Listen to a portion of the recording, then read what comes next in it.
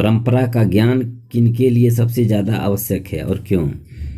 जो लोग साहित्य में युग परिवर्तन करना चाहते हैं, लकीर के फकीर न बनकर रूढ़ियाँ तोड़कर क्रांति लाना चाहते हैं, उनके लिए परंपरा का ज्ञान आवश्यक है।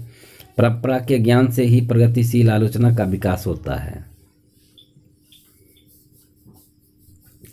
साहित्य का कौन सा पक्ष अपेक्षाकृत अस्थायी होता है? इस संदर्भ में लेखक की राय स्पष्ट करें।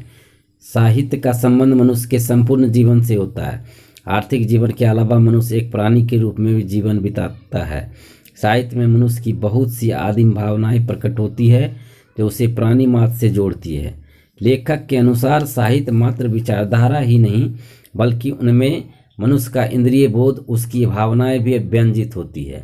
साहित्य का यह पक्ष अपेक्षाकृत अधिक स्थायी होता है।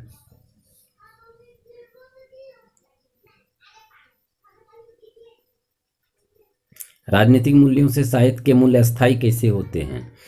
उक्त कथन के समर्थन में लेखक कहता है कि अंग्रेजी कवि टेनिसन ने लैटिन कवि वर्जिल पर एक कविता में लिखा है कि रोमन साम्राज्य का वैभव समाप्त हो गया है, पर वर्जिल के काव्य सागर की ध्वनि तरंगे हमें आज भी सुनाई देती है और हृदय को आनंद विह्वल कर देती है। उसी प्रकार जब किसी देश का राजनीतिक वैभव समाप्त हो जाता है, तब भी वहाँ के कवि, साहित्यकार संस्कृति के आकाश में चमकते नजर आते हैं।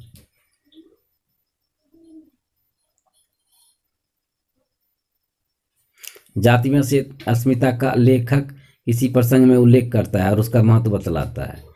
लेखक जातीय अस्मिता का उल्लेख साहित्य के विकास के क्रम में करता है कि साहित्य विकास में प्रभावशाली मनुष्यों की तरह जन समुदायों और जातियों की विशेष भूमिका होती है। भारत की बहुजातीयता मुख्यतः संस्कृति और इतिहास की देन है।